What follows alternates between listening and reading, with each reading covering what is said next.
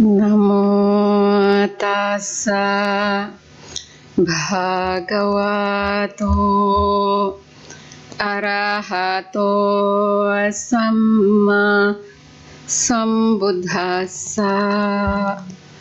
Namo tassa bhagavato arahato samma sambuddhassa.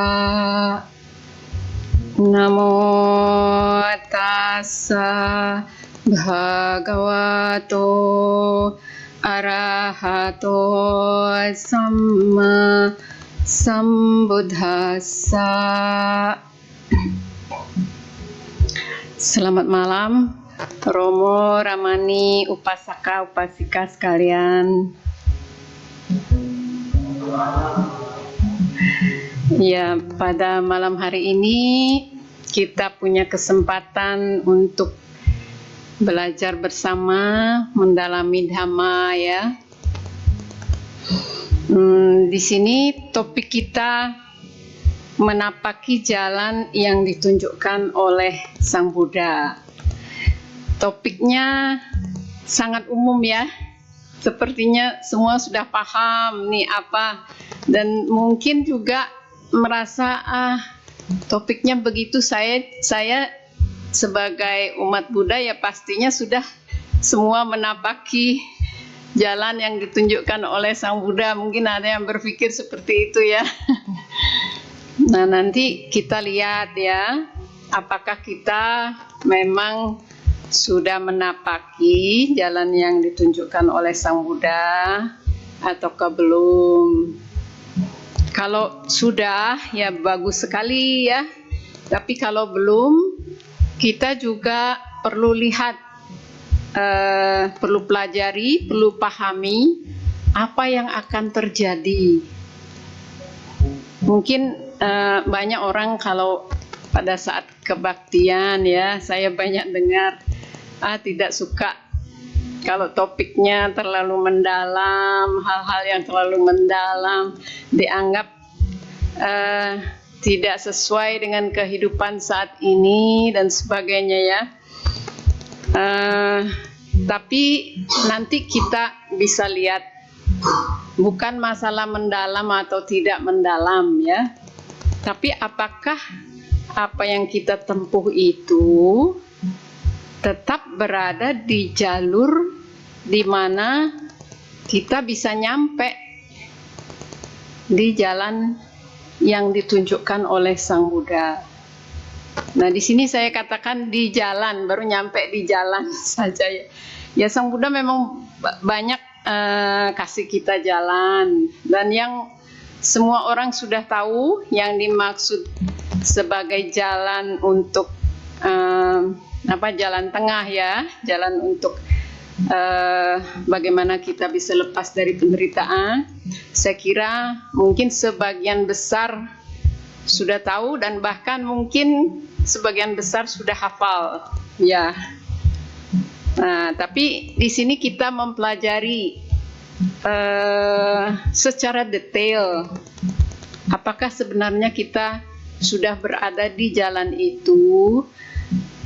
Dengan mempelajari jalan-jalan, nanti ada banyak jalan-jalan, jalur-jalur ya, yang pada akhirnya masuk ke jalan itu. Kita dalam kehidupan sehari-hari selama ini, apakah kita masuk ke jalur itu atau jalur yang malah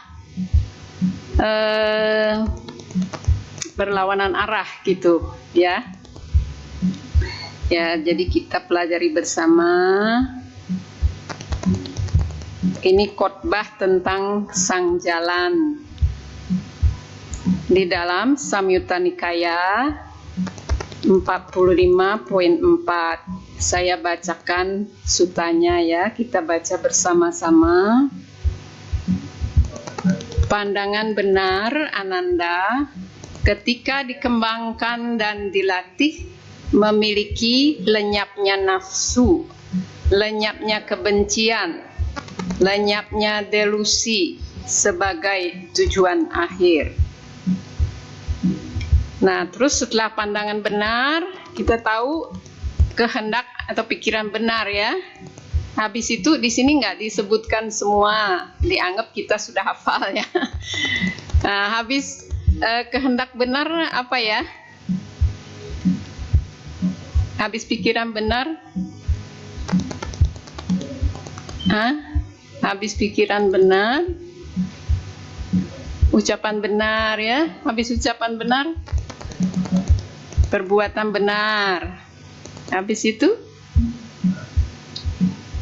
sebelum konsentrasi, ada yang ingat? Habis perbuatan benar, penghidupan benar, mata pencarian benar ya. Habis itu,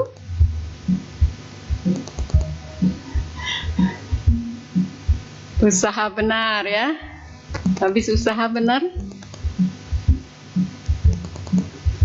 perhatian benar. Yang terakhir, konsentrasi benar. Ini dia yang terakhir, konsentrasi benar. Jadi semuanya ini ketika dikembangkan dan dilatih, memiliki lenyapnya nafsu, lenyapnya kebencian, lenyapnya delusi sebagai tujuan akhir. Jadi untuk menghancurkan 3 akar kejahatan ya. Nah, sampai di sini saja kita, ini yang umum nih ya, jalan yang ditunjukkan, yang umum ini kita bahas, yang umum jalan mulia berunsur 8. Semua sudah pernah dengar ya, ada yang mungkin sudah hafal, yang pasti kita harus paham ini. Nah, sampai di sini saja kita sudah perlu bertanya pada diri sendiri. Saya sudah sampai di mananya ya? Maksudnya yang di antara yang 8 itu yang benar, sudah ada yang benar belum ya gitu. Perlu kan ya? Karena itu memang, itu kalau jalan itu ditunjukkan artinya kita sangat yakin bahwa jalan itu yang harus kita tempuh. Nah, sekarang kita udah tempuh apa belum? Itu pertanyaan buat diri kita masing-masing ya. Demikianlah Ananda, harus dipahami bagaimana ini adalah sebutan untuk jalan mulia berunsur 8. Ini disebut kendaraan surgawi. Ya, semua mau kan naik kendaraan surgawi? Siapa yang nggak mau ya? Dan disebut kendaraan dhamma. Dan kemenangan yang tiada taranya di dalam pertempuran. Ini adalah kemenangan. Jadi kalau kita sudah masuk di jalan ini, sudah memenangkan pertempuran. Ya, artinya kira-kira nih ya, kira-kira kita sudah masuk apa belum? Belum ya? Belum. Kita lihat kenapa bisa saya bilang belum. Kita lihat lagi berikutnya.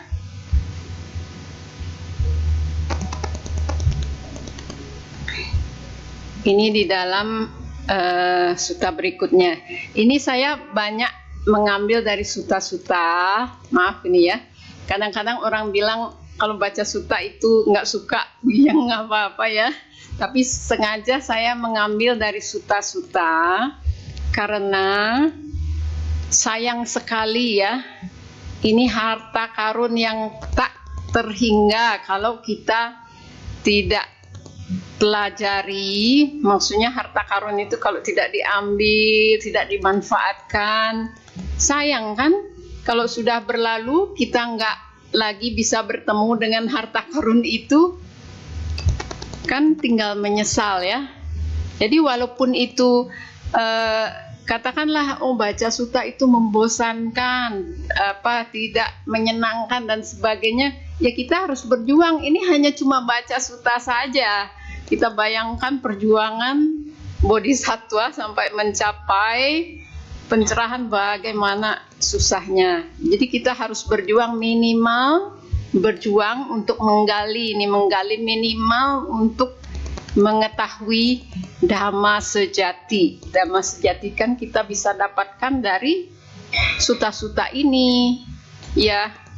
Karena dari sutta-sutta ini kita mendapat sumber yang valid, yang walaupun nggak 100% juga, tapi lebih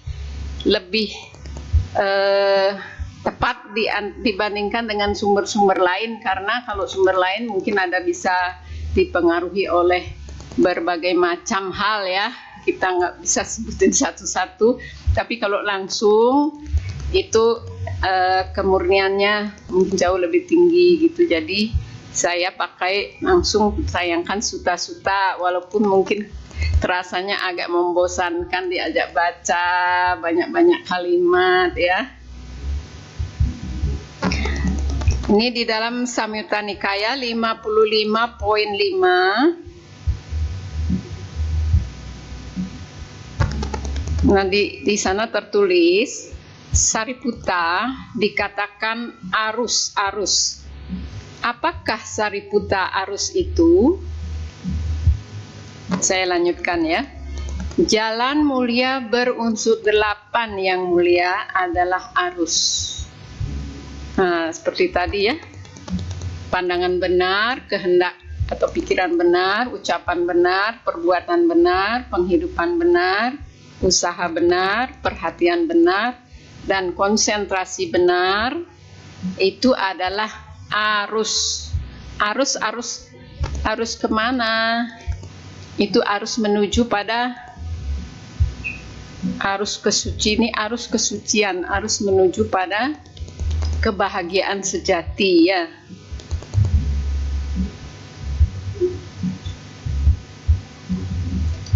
Sariputta dikatakan pemasuk arus. Apakah Sariputta pemasuk arus itu? Seseorang yang memiliki jalan mulia berunsur 8 ini yang mulia disebut pemasuk arus. Jadi sekarang jelas, ya. Maksudnya jelas sekali bahwa jalan mulia berunsur 8 itu dimiliki oleh orang yang sudah memasuki arus kesucian. Artinya, tadi kan saya bilang mungkin kita belum, ya, karena kita belum mencapai kesucian, kita sebenarnya belum masuk di situ, walaupun sudah hafal, sudah ahli semua, tapi kita belum berada di sana, ya. Artinya perjuangan kita masih sangat jauh, ya. Dan artinya ada banyak hal yang perlu kita pelajari. Ini kan sudah ditunjukkannya itu jalan tolnya saja, jalan tolnya entah di mana itu. Sekarang kita harus lagi pelajari, cari lagi jalan-jalan yang ditunjukkan untuk menuju ke sini. Benar nggak? Ya. Nah, saya perjelas lagi, ya. Nah, jalan mulia berunsur 8 ini adalah milik pemasuk arus. Jadi kalau belum memasuki arus kesucian, belum masuk ke jalan mulia berunsur 8. Kalau untuk jalan mulia berunsur 8, artinya kita belum menapakkan kaki di sana. Nah, sekarang begini, kan semua orang mau bahagia, ya, mau mengakhiri duka, mau mengikuti jejak Sang Buddha, mengikuti jalan yang ditunjukkan oleh Sang Buddha. Nah, artinya kalau ternyata jalan mulia berunsur 8 itu katakanlah bukan jalan langsung yang kita pijak saat ini, artinya kita harus cari dong, ya, jalan mana nih yang bisa tembus ke jalan mulia berunsur 8. Kalau enggak bakal pernah nyampe. Karena kalau kita terbang langsung mau masuk langsung ke jalan mulia berunsur 8, itu sudah pasti super sulit, ya. sudah pasti ya memang itu juga sudah sulit, tapi kalau nggak tahu jalannya belasak busuk berharap nyampe, siapa tahu nasib, tergantung nasib, katakan banyak orang bilang, katakanlah begitu ya, pokoknya jalan terus suatu saat saya pasti nyampe, pede gitu misalnya. Nyampe nggak kira-kira? Sangat sulit. Karena yang sudah tahu saja sulit. Ya, karena bukan hanya cukup tahu, perlu berjuang. Berjuangnya itu juga sangat sulit, semuanya sulit. Nah, makanya sebenarnya PR kita sangat banyak. Tapi katakanlah kalau kita tidak mau membahas hal-hal yang mendalam, artinya ini semakin jauh kesempatan kita untuk menapaki, untuk masuk ke jalan mulia berunsur 8 itu semakin jauh. Dan kita nanti bisa lihat, kalau kita tidak masuk ke jalan mulia berunsur 8, terus kita masuk kemana? Kira-kira kemana ya? Kalau tidak masuk ke jalan mulia berunsur 8, nah ini adalah pilihan kita. Kita nggak mau susah-susah, nggak mau berjuang, sudahlah cukup segini saja. Bisa nggak dengan begitu? Udah suatu saat nanti kalau sudah waktunya saya akan berjuang, sekarang belum. Nah itu bahaya nggak? Itu ternyata sangat bahaya ya. Nanti kita lihat, mudah-mudahan ini bisa kekejar semua ya. Kita bisa lihat bahayanya. Kalau kita nggak masuk ke jalan mulia berunsur 8, ini secara garis besar saya sampaikan, itu secara tidak langsung kita masuk ke jalan salah berunsur 8, dan itu pastinya itu bahaya besar, itu mengarah pada penderitaan. Kita berbalik arah sebenarnya, walaupun diam saya kan nggak melakukan kejahatan, saya nggak kenapa-kenapa. Nah itu pikiran kita ya, tapi nanti kita lihat kenapa dibilang bahaya besar ya. Kita perlu pelajari secara mendalam ya. Nah selanjutnya di dalam Samyutta Nikaya 45.1 tentang ketidaktahuan.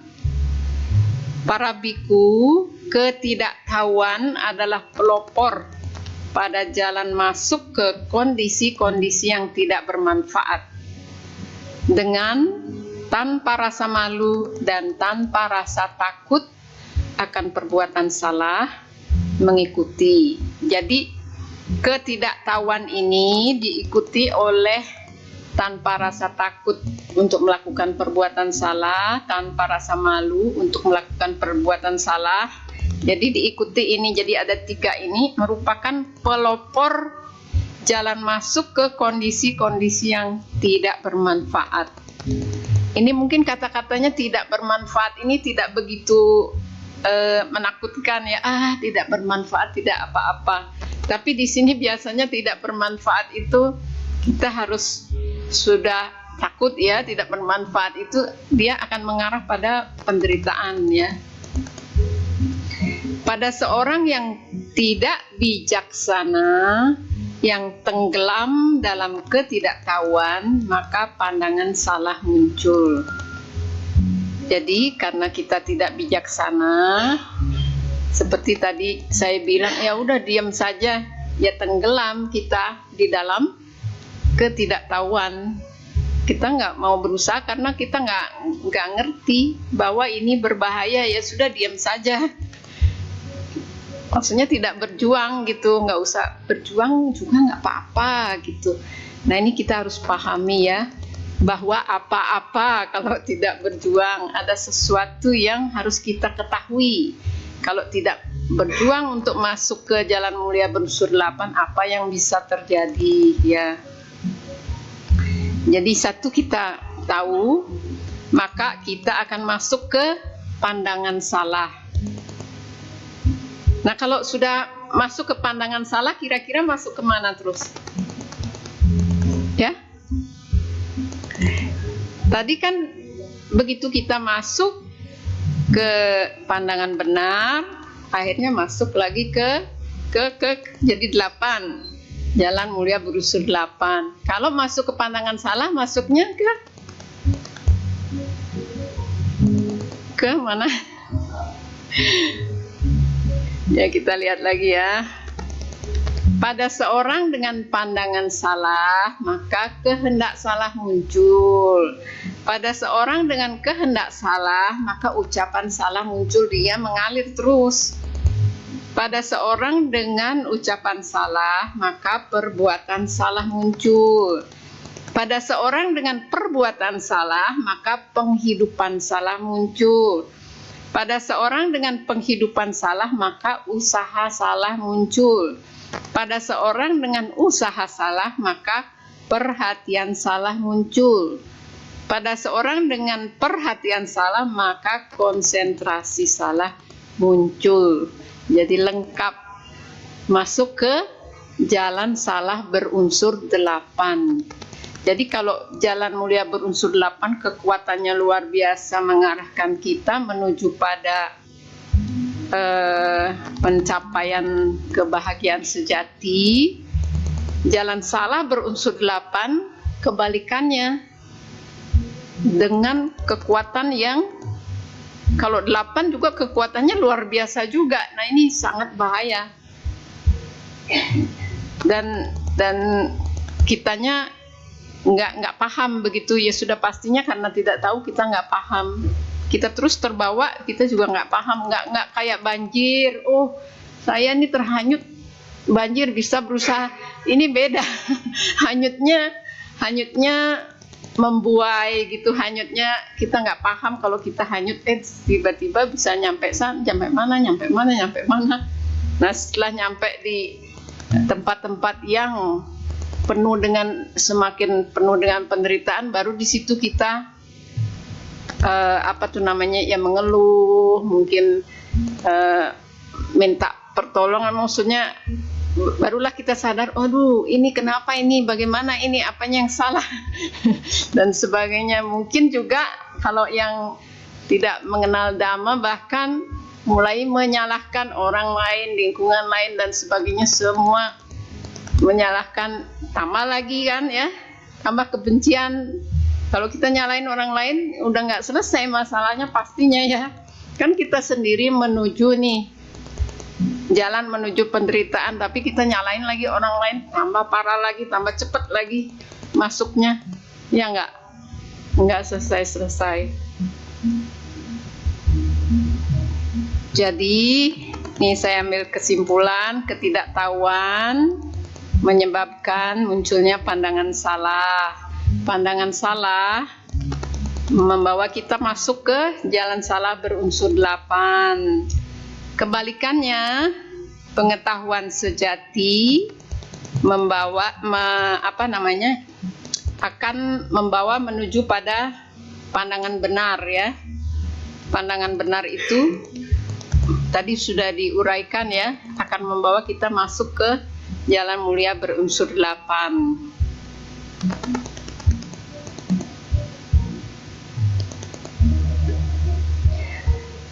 Nah, ini kalau saya kecepatan tolong bilang ya, karena kan sesi tanya jawabnya nanti terakhir.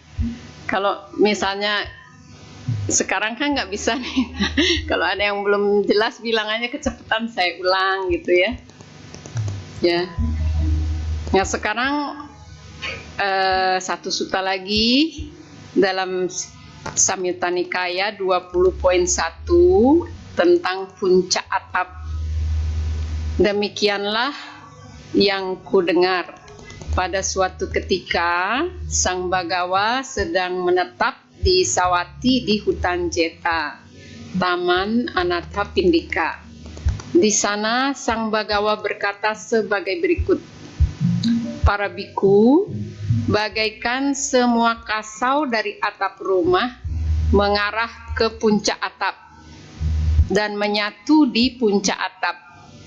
Kasau itu mungkin kalau saya tidak salah, apa itu kayu-kayu yang untuk naruh ini ya, benar nggak ya? Untuk naruh genteng itu ya. dan semuanya terbongkar ketika puncak atap itu dibongkar.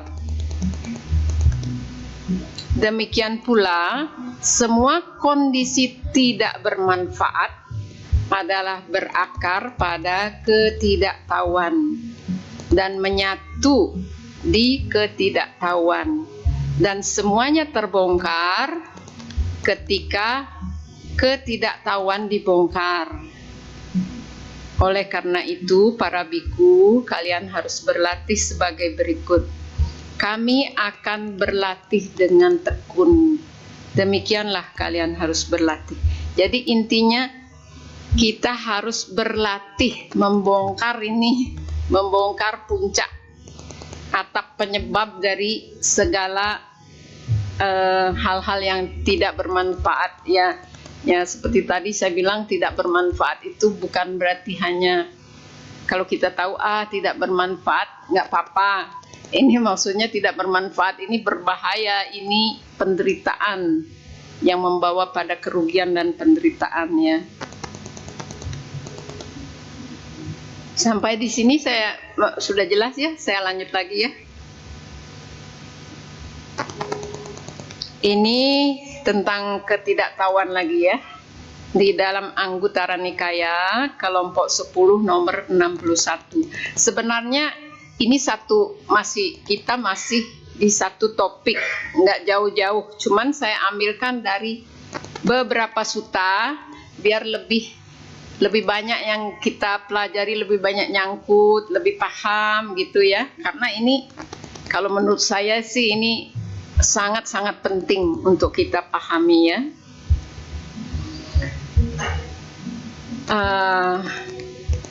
Di dalam Anguttara Nikaya kelompok 10 nomor 61 ini tertulis, aku katakan para biku bahwa ketidaktahuan memiliki makanan, bukan tanpa makanan. Makanan atau kalau makanan kan kalau kita makan kan tujuannya biar kita tambah sehat, tambah besar ya. Anggap makanan itu biar bikin gemuk. Jadi yang membuat dia makin besar gitu. Jadi makanan atau penyebab lah. Ya, bukan tidak ada penyebab, bukan dia begitu saja ada gitu. Ada sumbernya, ada penyebabnya. Dan apakah makanan bagi ketidaktahuan? Ini harus dijawab 5 rintangan. Jadi penyebab ketidaktahuan itu, ini poin pertama yang perlu dipahami ya, adalah 5 rintangan. 5 rintangan batin. Nah, ini 5 rintangan batin mungkin sudah pada sering dengar ya, sudah pada tahu ya. Ada nafsu keinginan, niat jahat, kebencian, kemarahan, kemalasan, kemalasan dan kelesuan, kegelisahan dan kekhawatiran, dan keraguan-raguan. Nah, kenapa tadi saya bilang kita nggak bisa meremehkan? Karena kalau kita pikir-pikir, coba kita renungkan bersama ya. Kira-kira di dalam kehidupan kita lebih banyak mengalahkan atau dikalahkan oleh 5 rintangan batin ini. Nah, kalau kita lebih banyak dikalahkan, artinya kita sudah dekat masuk ke jalan salah berunsur 8. Benar nggak? Kan makanan pertama dari ketidaktahuan ya. Artinya dekat sekali. Jadi katakanlah yang ini yang paling banyak membuai ya, kemalasan, kelesuan. Nggak apa-apa. Orang malas saja itu kan haknya, udah mau tidur terus-terusan, mau ngapain kayak santai-santai terus, pokoknya bermalas-malasan, nggak mau berusaha, kan nggak ada ngerugikan siapa-siapa. Ya, di situ sering sekali kita jatuh ya di situ, karena di situ kita kena maksudnya yang paling sulit, bukan semuanya sih sulit ya, tapi banyak orang bilang kalau ditanya kenapa tidak rajin meditasi, tidak suka meditasi dan sebagainya, lebih banyak biasanya ini dikalahkan oleh kemalasan. Ya, tapi walaupun banyak yang mengalami hal itu, tapi kelihatannya tidak begitu ada yang khawatir. Nggak meditasi juga nggak apa-apa, ya. Iya, kemalasan, malas-malas juga nggak apa-apa, gitu. Tapi kalau kita lihat di sini, ya bukan hanya malas-malas saja sih, semuanya ini ya, kegelisahan, kekhawatiran, kita juga nggak berpikir bukan sesuatu yang berbahaya, yang kita mungkin semua orang anggap berbahaya itu hanya kebencian ya, kemarahan, kebencian itu semua orang paham, bisa bikin karma buruk berbahaya.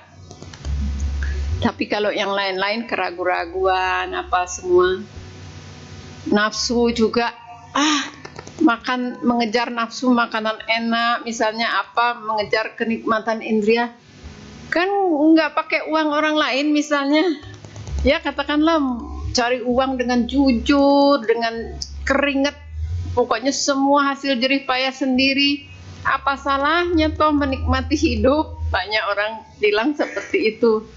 Ini bukan masalah salah dan tidak salah, bukan masalah boleh nggak bolehnya, tapi kita harus paham apa yang akan terjadi, gitu. Karena di sini ternyata hal-hal yang kita remehkan itu sudah sangat dekat sekali ya, nggak jauh-jauh amat. Makanya di dalam sutta juga ada disebutkan lebih banyak makhluk-makhluk yang ketika meninggal akan terlahir lagi di alam-alam menderita. Lebih banyak lahir di alam menderita, lebih sedikit yang lahir di alam bahagia.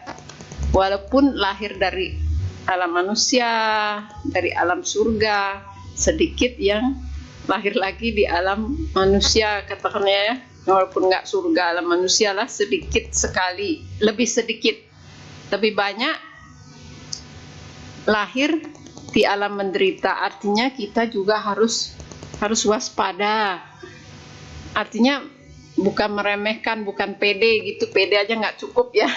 Saya udah pasti bisa lahir jadi manusia, pede. Saya kan nggak pernah berbuat jahat dan sebagainya. Ya memang sila harus dijaga. Tapi juga kalau kita lihat ini, banyak hal yang perlu kita pikirkan, nggak cukup dengan pede ya. Harus berjuang. Selanjutnya, kelima rintangan ini juga aku katakan memiliki makanan, bukan tanpa makanan. Jadi ada penyebabnya. Dan apakah makanan bagi kelima rintangan ini? Ini harus dijawab 3 jenis perbuatan salah. Perbuatan salah melalui pikiran, perkataan, dan badan jasmani. Jadi, semakin banyak kita melakukan perbuatan salah, rintangannya rintangan batin ini semakin kuat, semakin besar. Maksudnya, karena kita ngikutin ya, ngikutin dia terus, dorongannya kita ikutin ya. Artinya kan kalau kita ngikutin itu, kita melakukan perbuatan yang salah melalui pikiran, perkataan, dan jasmani. Yaitu dia semakin kuat karena kita kasih makan, kita ikutin terus.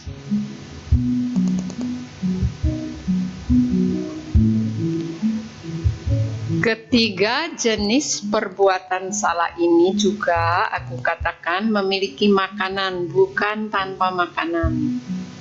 Dan apakah makanan bagi ketiga jenis perbuatan salah? Ini harus dijawab ketiadaan pengendalian atas organ-organ indria. Jadi mata tidak dikendalikan. Dia suka-sukanya aja mau lihat HP, mau nonton hiburan seumur-umur dari pagi sampai malam, sampai apalah begitu ya, suka-sukanya, nggak ada pengendalian. Ya, ini kan nggak ada yang dirugikan, katakanlah begitu. Kan kuncinya rata-rata orang kuncinya kan saya tidak berbuat salah, tidak merugikan orang lain, begitu. Tapi kita bisa lihat dengan jelas di sini, ya, bahwa itu ternyata merugikan diri sendiri. Memang semuanya, walaupun yang berbuat salah juga bukan orang lain saja yang rugi, yang lebih rugi diri kita sendiri. Tapi lebih gampang dilihat karena orang lain juga rugi. Jadi kalau yang ini malah lebih sulit dilihat karena kita bela-belain dia. Nggak apa-apa, nggak ada yang rugi juga. Apalagi kalau nggak belajar dhamma, ya sudah, maksudnya nggak pernah dengar, nggak pernah tahu itu. Jadi ya mengambil kesimpulan nggak apa-apa gitu. Ya karena gitu ya dijalani terus ya. Ketiadaan pengendalian atas organ-organ indria ini juga aku katakan memiliki makanan bukan tanpa makanan. Dan apakah makanan bagi ketiadaan pengendalian atas organ-organ indria? Ini harus dijawab kurangnya perhatian dan pemahaman jernih. Ya. Karena tidak ada pemahaman, tidak ada perhatian terhadap dhamma. Ya kan, kalau kita tidak paham, ya kan nggak gampang mengarahkan ke sini ke situ kalau kita tidak paham bahwa itu bermanfaat, bahwa maksudnya dengan mengarahkan itu bermanfaat buat kita, dengan kita mengumbar atau tidak mengendalikan itu berbahaya bagi kita. Nah, kalau kita tidak paham dan tidak yakin bahwa itu demikian adanya, ya sudah, tidak akan bisa mengendalikan karena kita merasa tidak perlu, bahkan kita merasa kok ngurus-ngurus. Maksudnya orang lain yang ngasih tahu kita mungkin bisa marah-marah. Nah, contohnya mungkin kalau anak-anak muda dikasih tahu orang tuanya, jangan terlalu ini, aduh cerewet amat, aduh ini dikekang dan sebagainya gitu ya.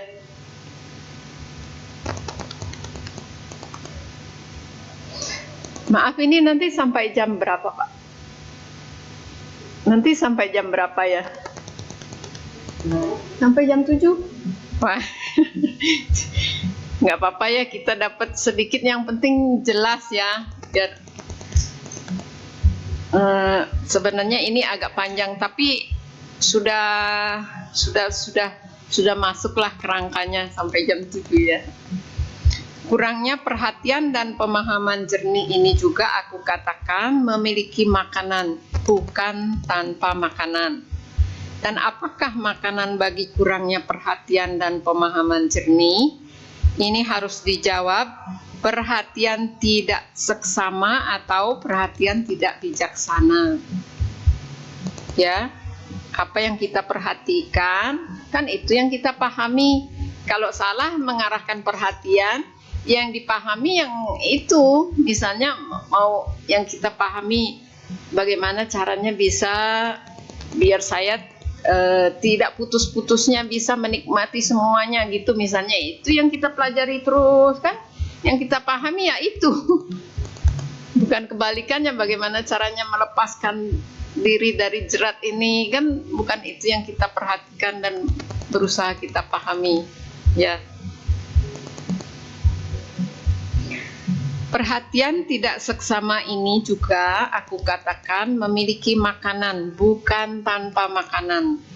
Dan apakah makanan bagi perhatian tidak seksama? Ini harus dijawab kurangnya keyakinan. Jadi karena kita tidak yakin, ya sudah pasti tidak mau memperhatikan. Kalau yakin sudah pasti apa yang diyakini itu yang diperhatikan ya. Kurangnya keyakinan juga aku katakan memiliki makanan bukan tanpa makanan. Dan apakah makanan bagi kurangnya keyakinan? Ini harus dijawab tidak mendengarkan dhamma sejati. Tidak mendengarkan atau mempelajari ya. Jadi karena tidak atau kurang. Jadi kalau keyakinannya kurang, berarti kurang mempelajari Dhamma sejati. Jadi kita sudah mulai bisa lihat nih. Jadi apa namanya urut-urutannya nih kemana, jadi jalur-jalurnya kita mana yang kita sudah mulai tapaki, mana yang belum, sampai di mana kesulitannya di mana. Nah itu kan harus jelas ya. Kalau enggak muter-muter terus nggak bakal nyampe ya, nggak tahu kesalahannya. Tidak mendengarkan Dhamma sejati juga aku katakan memiliki makanan bukan tanpa makanan. Dan apakah makanan bagi tidak mendengarkan Dhamma sejati? Ini harus dijawab, tidak bergaul dengan orang-orang baik. Jadi jelas ya? Kalau pergaulan kita di lebih banyak yang tidak paham Dhamma dan mungkin ilmunya beda, misalnya ilmu untuk mendapatkan sesuatu dengan tidak benar ya, ilmunya berbeda. Bisa nggak bisa belajar Dhamma dari situ? Nggak bisa ya. Jadi gampang dipahami ya. Demikianlah tidak bergaul dengan orang-orang baik menjadi penuh, mengisi tidak mendengarkan Dhamma sejati. Tidak mendengarkan Dhamma sejati menjadi penuh, mengisi kurangnya keyakinan dan seterusnya. Sampai kelima rintangan menjadi penuh, mengisi ketidaktahuan. Demikianlah ada makanan bagi ketidaktahuan. Dan dengan cara inilah ketidaktahuan menjadi penuh. Ya. Seperti halnya ketika hujan deras turun dalam tetesan-tetesan besar di puncak gunung dan air mengalir menuruni lereng dan mengisi celah, selokan dan anak sungai. Celah, selokan dan anak sungai menjadi penuh, mengisi danau-danau dan seterusnya sampai ini kemudian disamakan ya. Begitu juga semuanya itu menjadi penuh sampai kelima rintangan menjadi penuh, mengisi ketidaktahuan. Demikianlah ada makanan bagi ketidaktahuan menjadi penuh. Nah, ini saya ringkas ya. Yang pertama, ini semuanya masih di topik yang sama ya. Cuma waktunya sudah habis. Ini saya ringkas sambil ingat-ingat ya. Yang pertama, ini poin pertama yang paling penting, ini pintu masuk pertama. Menapaki, sudah menapaki apa belum? Bergaul dengan orang-orang baik. Jadi kita sudah di sana apa belum? Kalau belum, kita perlu sempurnakan. Kalau misalnya terpaksa berada di lingkungan yang kita tidak bisa hindari, caranya kita terus berusaha untuk mencari, misalnya ikut acara seperti ini. Ya, cari-cari kegiatan di luar lingkungan yang kita bisa menyeret kita menuju pada kita menjauh dari Dhamma sejati. Cari lingkungan di mana kita bisa dapat Dhamma sejati. Dan gampangnya juga kita bisa dapat dari HP. Tinggal buka Sutta Sentral, buka semua. Mungkin nggak habis-habis kita pelajari itu, semua ada. Ya, bisa belajar sebanyak-banyaknya. Itu kita mencari, ibarat kita mencari pergaulan, bukan hanya dengan manusia saja, kita mencari jalur ya yang mendekatkan kita pada Dhamma sejati. Jadi udah terjawab ya. Kalau tidak bergaul dengan orang-orang baik, berikutnya tidak mendapatkan apa? Kan barusan saya sampaikan sebenarnya. Tidak apa? Kalau lingkungannya nggak sesuai, kita sulit mendapatkan apa? Dhamma sejati ya. Nah, kalau sudah tidak mendengarkan Dhamma sejati, kita sulit untuk mendapatkan apa? Masih ingat nggak? Saya bantu ya.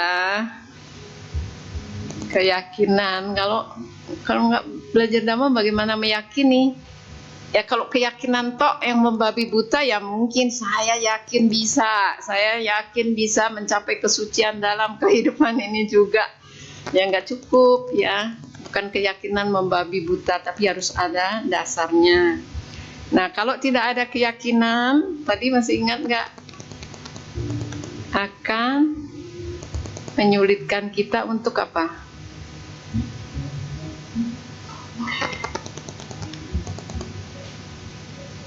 Tidak ada perhatian seksama, karena kalau tidak yakin ya kita nggak perhatikan dan nggak yakin. Keyakinan kita beda. Yang kita yakini misalnya, yang pasti kalau saya makan saya senang bahagia, kalau saya makan enak, kalau saya menikmati hidup ini saat ini udah pasti saya bahagia. Yang lain-lain saya belum yakin, kan itu belum, entah kapan tuh bener nggak gitu misalnya. Ya sudah, keyakinannya ini kita nggak memperhatikan Dhamma yang mendalam, apa yang kita anggap masih jauh, kita nggak perhatian. Yang kita perhatikan bagaimana saya bisa menikmati terus. Habis ini nikmati apa lagi. Karena itu yang kita yakini ya. Nah habis itu, kalau tidak ada perhatian seksama, akhirnya tidak ada apa? Tidak ada perhatian dan pemahaman jernih. Ya tidak, walaupun kita sudah belajar Dhamma, kalau kita tidak memperhatikan, maksudnya memperhatikan secara mendalam, ibarat mengunyah gitu ya, ya kita tidak bakal memperoleh pemahaman jernih tentang Dhamma itu. Ya sepintas-sepintas saja, ini tahu, ini pernah dengar nih, sudah cukup sekian. Nggak masuk ke dalam ya. Tidak ada efek, tidak ada apa-apa yang didapat. Nah, ada sih didapat, maksudnya tidak bisa masuk ke jalur ini. Akhirnya menyulitkan pengendalian indria karena tidak paham apa yang harus dilakukan. Ya sudah, indrianya mencari sesuatu yang sudah biasa dikerjain, yang sudah pasti membawa pada yang kita anggap kebahagiaan, yaitu sebenarnya kan kesenangan indria ya. Berikutnya, kalau tidak ada pengendalian indria, masih ingat Kak? Tidak ada perbuatan benar atau perbuatannya salah ya. Kalau perbuatannya salah, tadi masih ingat nggak yang pertama-tama itu mengarah ke mana? Kayak kasih makanan ke apa? Ke rintangan batin. Nah, ini rintangan batin kan yang pertama, satu langkah lagi apa? Kalau sudah rintangan batinnya sangat kuat menguasai, akhirnya masuk ke mana? Pada ketidaktahuan. Ya kan tadi kita bahas ya, ini sebenarnya bolak-balik itu biar kita lebih paham. Ini kan dia juga muter sampai paham ya. Ini sudah jam 7, berarti waktu saya sudah habis ya Pak? Ya, sudah habis ya? Ya boleh, silakan.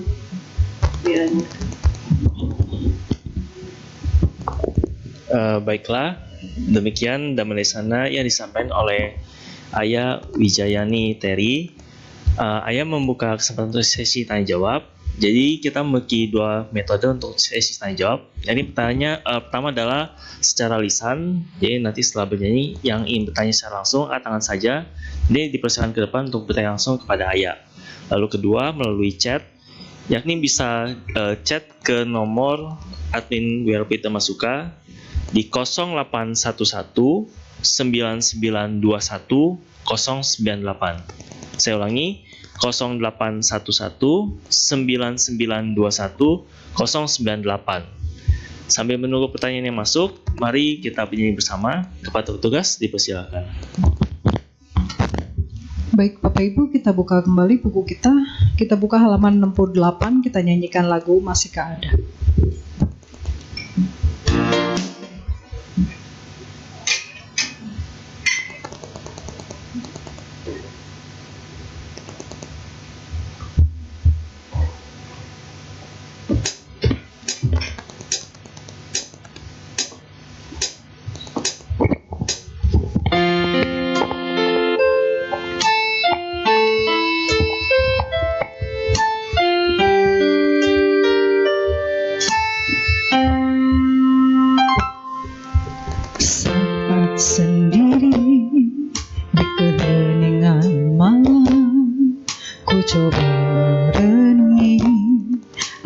arti hidup ini. Begitu dalam, tak pernah ku mengerti. Lagi melangkah jurang mimpi jiwa. Begitu banyak arti hati ini, namun tak pernah ku terjadi pasti.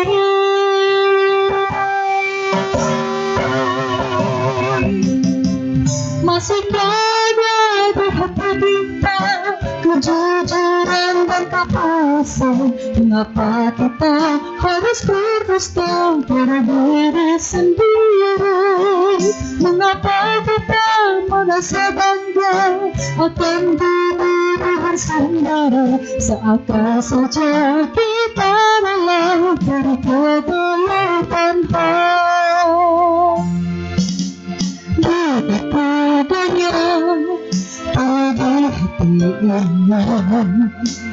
namun tak pernah kita jatuh pasti.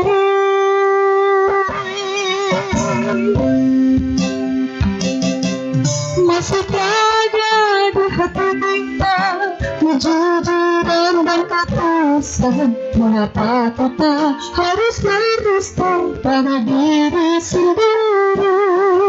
Mengapa kita merasa bangga akan kebodohan sendiri, seakan saja kita rela dari kegelapan hati.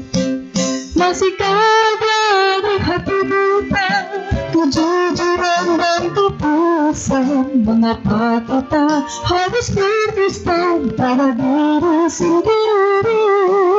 Mengapa kita merasa bangga akan kebodohan sendiri, seakan saja kita rela dari kegelapan hati. Seakan saja kita rela dari kegelapan hati.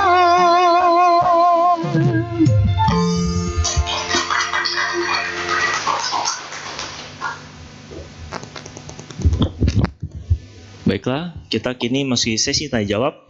Apakah ada Bapak Ibu yang ingin bertanya secara langsung? Angkat tangan saja. Ya, silakan Bapak.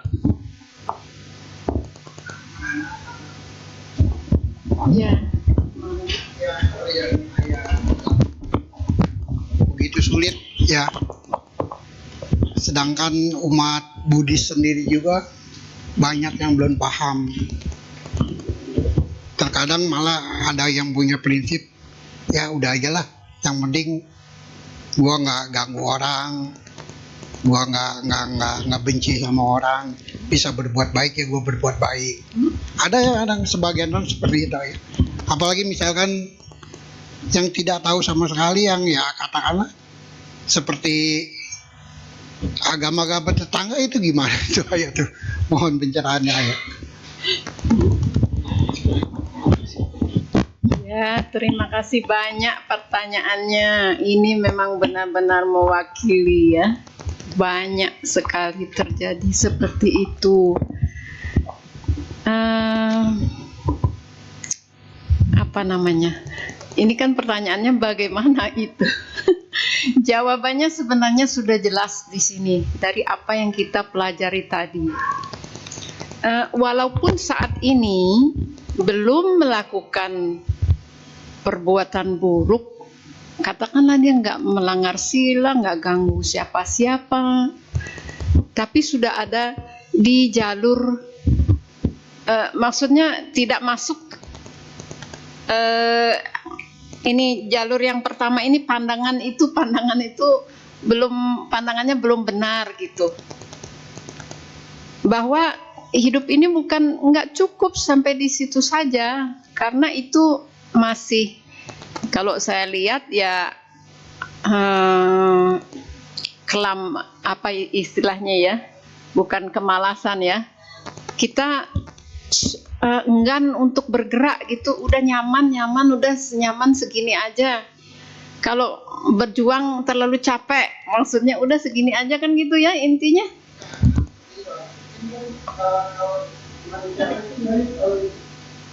Rumah tangga Ya. itu kan banyak sekali problem-problem harus ini harus itu ya. Ya, ya. Itu mungkin waktu untuk belajar itu Wah, nggak boleh dibilang mungkin nggak ada lagi. oh, ini maaf saya agak ini lain lagi juga masalahnya ya. Jadi tidak ada waktu untuk ada. Kita dari rumah tangga kan Iya ya, ada orang sebagian seperti itu, tapi ada juga yang memang tidak punya waktu ya. Nah, sekarang kita bahas kalau yang tidak punya waktu. pokoknya yang penting gue nggak jalan sama orang gitu. Oh, nggak ke wihara nggak apa-apa, nggak belajar dhamma nggak apa-apa gitu ya. Bukannya nggak mau. Nah, sekarang kita lihat tentang hukum karma ya.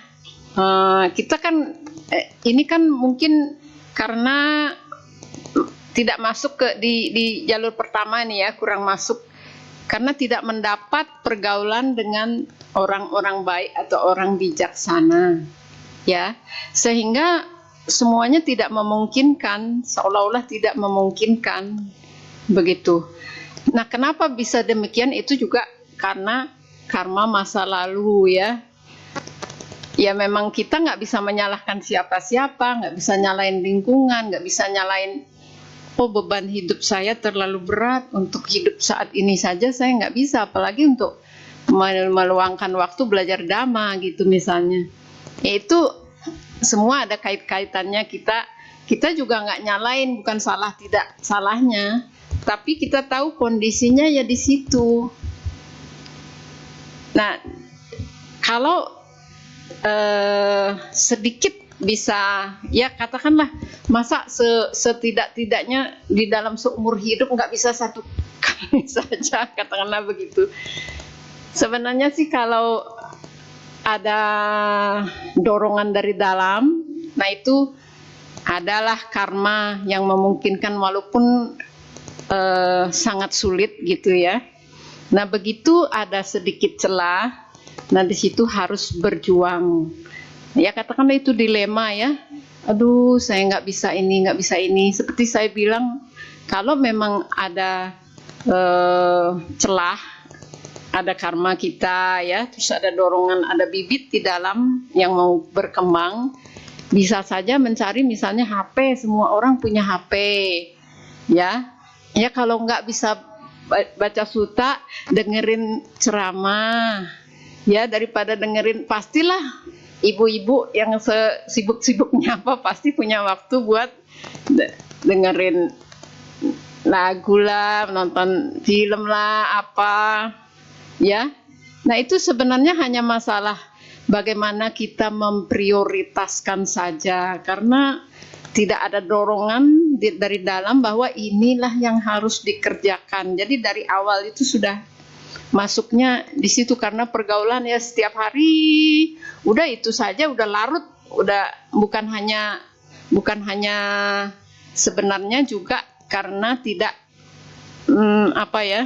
tidak memikirkan, tidak ada pikiran untuk mungkin saja sebenarnya kalau dihitung-hitung kemarin itu, nah kalau diganti misalnya waktu buat nonton, waktu buat kemana itu diganti, sebenarnya bisa aja nyelipin sedikit-sedikit gitu. Tapi karena memang sudah larut dalam kehidupan itu, ya sudah, dan memang menganggap tidak apa-apa gitu.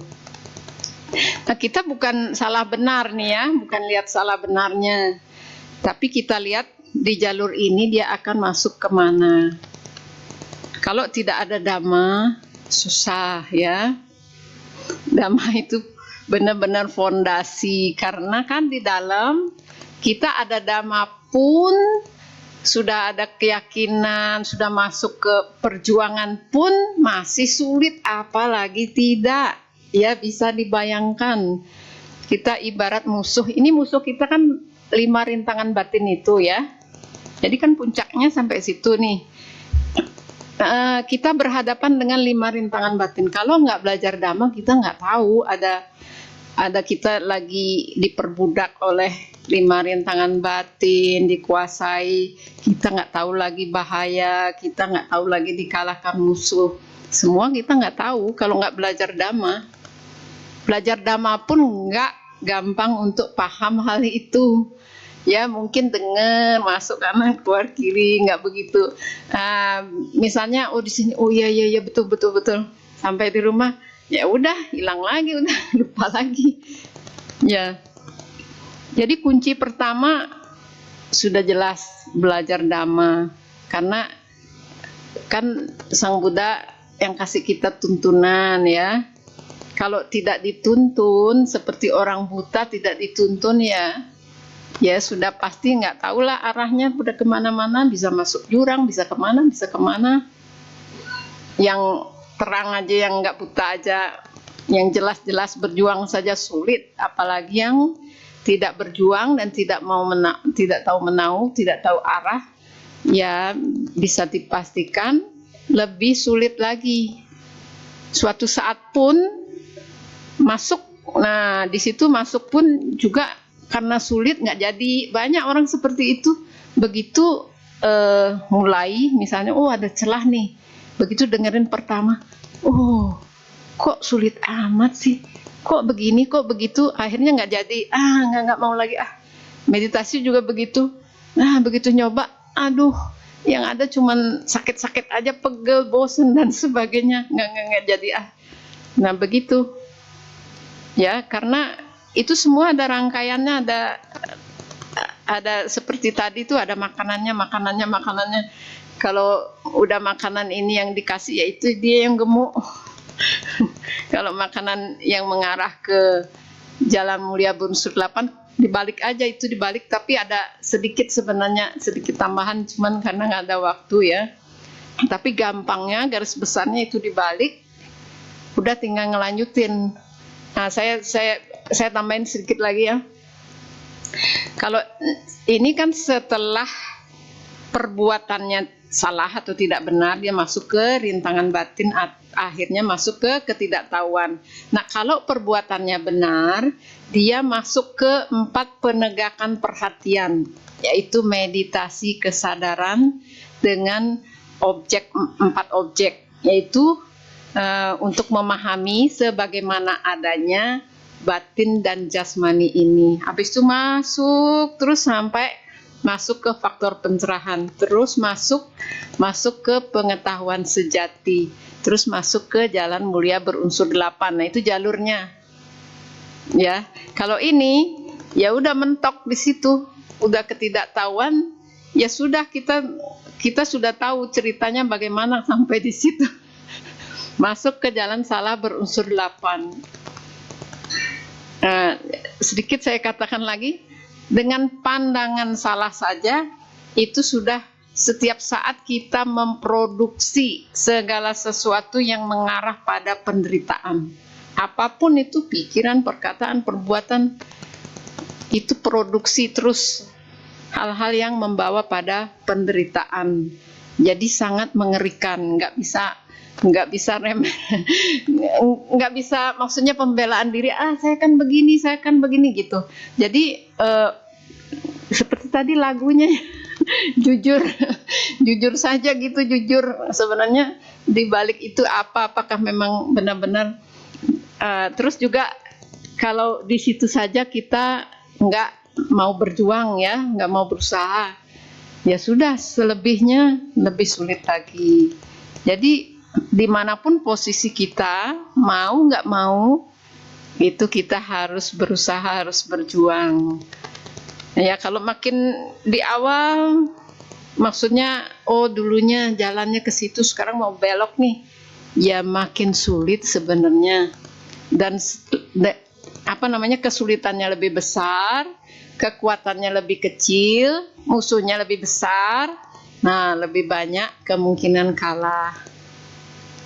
Ya, ada lagi? Jawabannya ya. Pertanyaan selanjutnya ya, ini dari WhatsApp. Saya izin bacakan ayat. Nama budaya ayat. Banyak umat Buddha beraspirasi terlahir di surga. Apakah itu termasuk pandangan salah atau micaditi? Karena tujuan akhir umat Buddha adalah nibbana atau kebahagiaan tertinggi.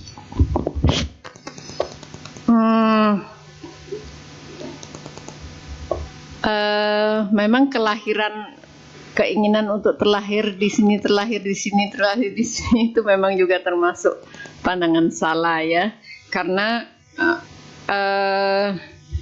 itu akibat dari ketidaktahuan bahwa tujuannya itu kan kita bukan hanya kebahagiaan, itu kan tujuannya untuk biar kalau di alam surga itu bahagia ya. Jadi kita tahu kebahagiaan di alam surga pun nggak bisa selamanya, nggak abadi kan ya. Semasih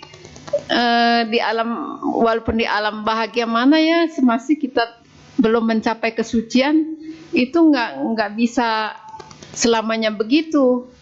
Nah itu yang harus kita pahami ya. Bahkan juga ibaratnya kita seperti orang terlalu banyak berlibur ya, katakanlah ke sana ya udah berlibur dulu sekali di alam surga, katakanlah menikmati dulu ya. Berlibur artinya waktu kita habis di sana sekian lama, dan bisa jadi semua bibit-bibit yang sudah kita kembangkan itu karena kita banyak terbuai, nah bibit-bibitnya ada yang nggak bisa berkembang lagi, padahal bibit-bibit itu kita sudah tanam ya.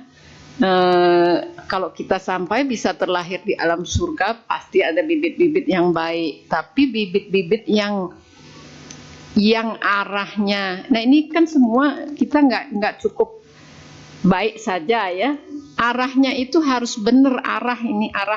Makanya di sana tadi mengarahkan perhatian bijaksana. Perhatian yang bijaksana mengarahkan perhatian dengan benar. Nah, di situ kuncinya. Kalau masih perhatiannya salah, itu masuk ke pandangan salah. Pokoknya masih ada belenggu aku di sana, itu masih pandangan salah. Dan saya tambahkan satu lagi ya.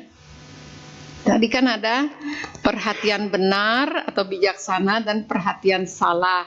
Perhatian seksama atau perhatian benar itu yang diperhatikan adalah dhamma, dalam hal ini intisarinya atau 4 kesunyataan mulia. Dan kebalikannya yang diperhatikan tentang aku. Aku dalam hal ini ya sudah untuk memperkuat ego. Aku bagaimana caranya, aku begini ya.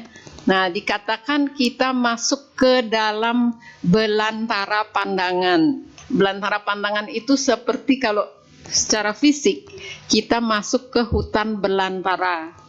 Kalau kita masuk ke hutan belantara yang sangat lebat, itu bahaya nggak?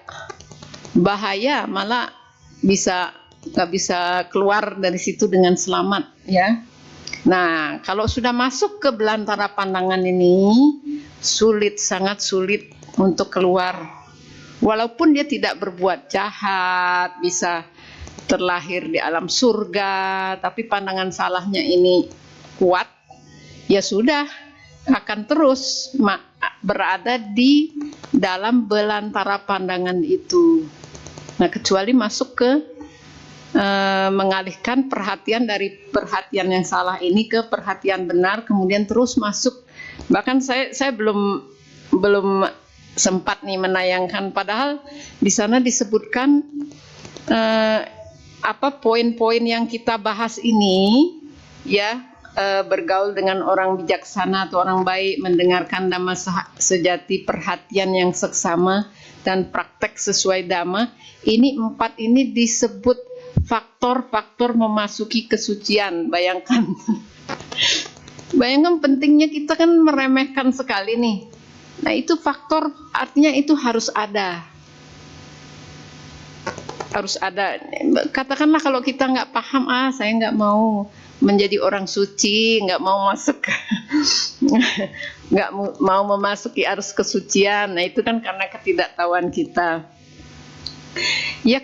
Kalau nggak mau masuk ke situ, artinya kita mau menderita. Tapi menderita juga saya nggak mau. Ya nggak bisa, harus pilih. Ya. Karena kita harus paham bahwa kesucian itu identik dengan kebahagiaan. Nggak ada kesucian itu penderitaan. Kalau saya masuk ke kesucian saya nggak bebas, nggak bisa ini itu, nggak ada. Itu juga pandangan salah, itu malah pandangan salah yang sangat fatal ya. Ya, sampai di sini. Ya, terima kasih atas jawabannya ya. Ayah sudah tidak ada pertanyaan yang masuk. Apakah ada closing? Bapak, Adi, silakan.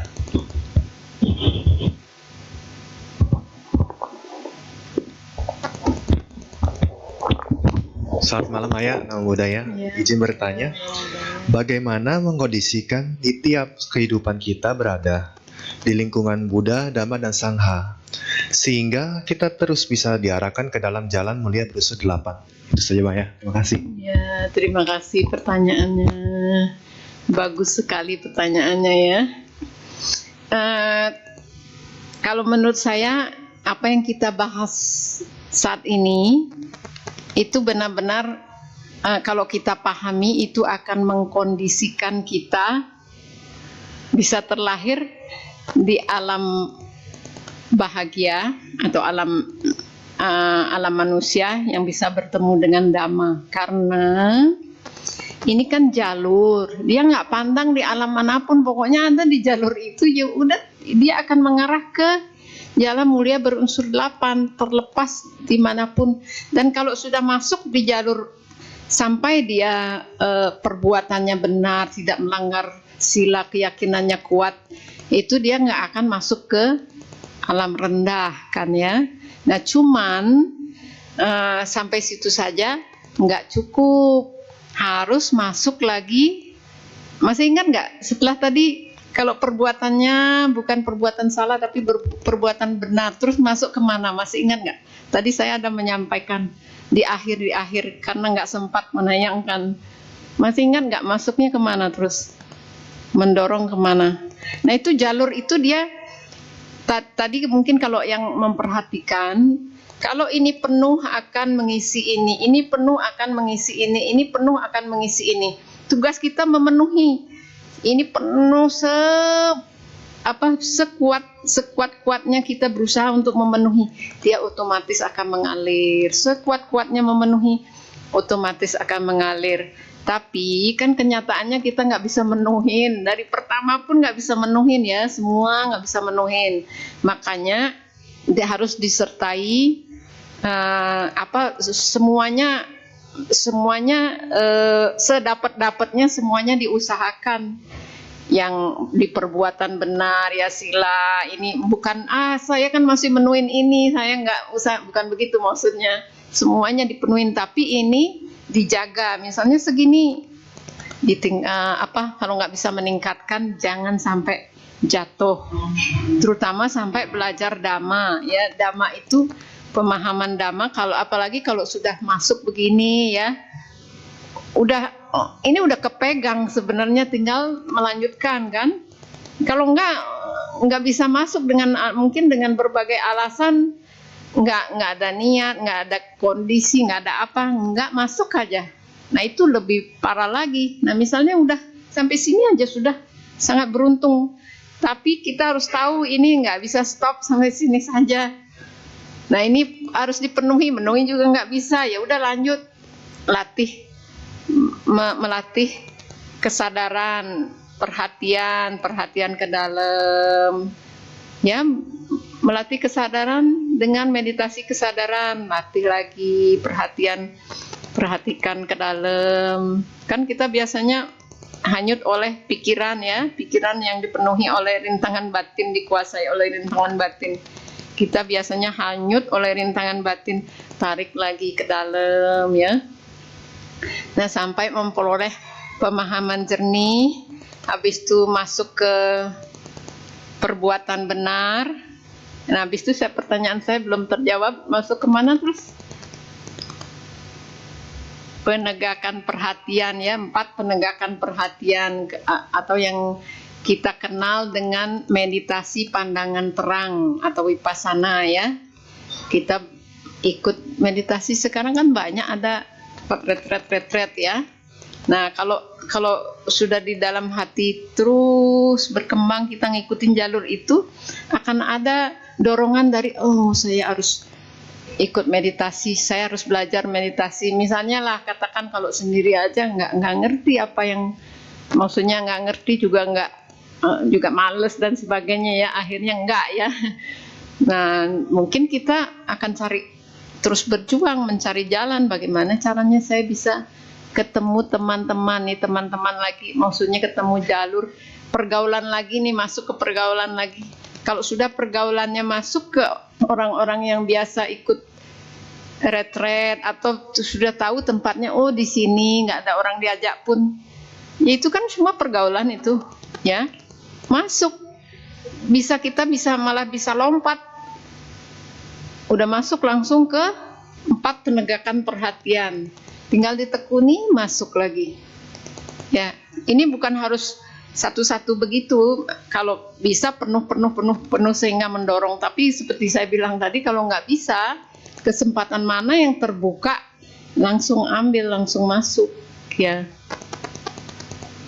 Nah, mumpung ini saya menyampaikan, mumpung tadi ada pertanyaan, ini jalurnya ya. Kan di banyak tempat ada tuh retret Vipassana, termasuk kami di Maribaya itu setiap tahun minimal 3 kali, dan itu sudah dari bertahun-tahun yang lalu. Jadi sebenarnya asal kita bisa mengkondisikan gitu, yang mungkin mengatur waktunya. Nah, kalau nggak bisa ikut yang 10 hari, mungkin ikut one day mindfulness yang 1 hari. Karena itu kayak pembuka, kayak tadi tuh jalur-jalurnya buka 1 step, masuk 1 step, terus dibuka sedikit demi sedikit. Ketemu di sana pergaulan, terus ketemu tempatnya, oh dapat info lagi, terus begitu. Kalau kita bergerak 1 langkah, terus akan gampang langkah-langkah berikutnya gitu ya. One day mindfulness di mana-mana ada. Di sini juga ada, kita ada di Cetia Sanggamita di Kebon Jeruk ya, nggak jauh-jauh amat. Mungkin di tempat lain juga ada.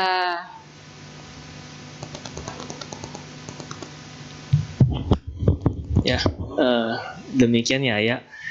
Terima kasih atas jawabannya. Apakah ada closing statement ataupun doa yang hendak Ayah sampaikan?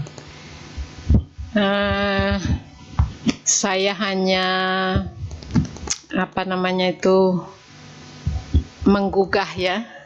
menggugah para upasaka-upasika. Mari kita sungguh-sungguh berjuang untuk diri kita sendiri, bukan untuk siapa-siapa. Ya, seperti tadi dibilang, bagaimana kita jujur terhadap diri kita sendiri. Apakah kita benar-benar mau masuk ke alam menderita setelah kita bertemu Dhamma?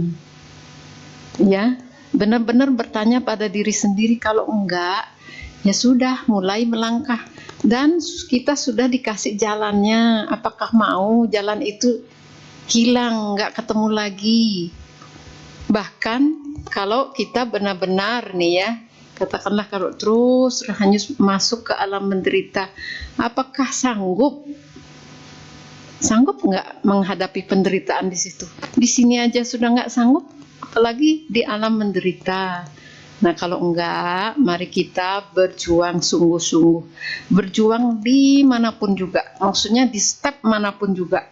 Oh, saya di step ini saya bisa, di situ berjuang sampai sempurna, akan masuk ke step berikutnya, bahkan bisa lompat ya, lompat karena kita nggak tahu di kehidupan lampau sudah seberapa banyak kita berjuang ya. Itu kesempatan ini mungkin sementara tertutup, suatu saat begitu kebuka kita bisa maju dengan pesat ya. Jadi mari kita sama-sama berjuang. Semoga semua bisa mencapai apa yang dicita-citakan. Tentunya semua bercita-cita untuk meraih kebahagiaan sejati. Dan semoga semua makhluk juga berbahagia dengan apa yang kita lakukan pada malam hari ini. apa yang kita bahas pada malam hari ini. Sabbe Sata Bhavantu Sukhitata. Semoga semua makhluk hidup berbahagia. Sadu, sadu, sadu. Ayah, kami segenap pengurus dan juga umat Bidang Masukan mengucapkan anumodana. Terima kasih atas dhamma desa yang telah disampaikan Ayah. Mari kita bangkit berdiri dalam sekali Anjali. Ayah akan menyiapkan dhamma salah.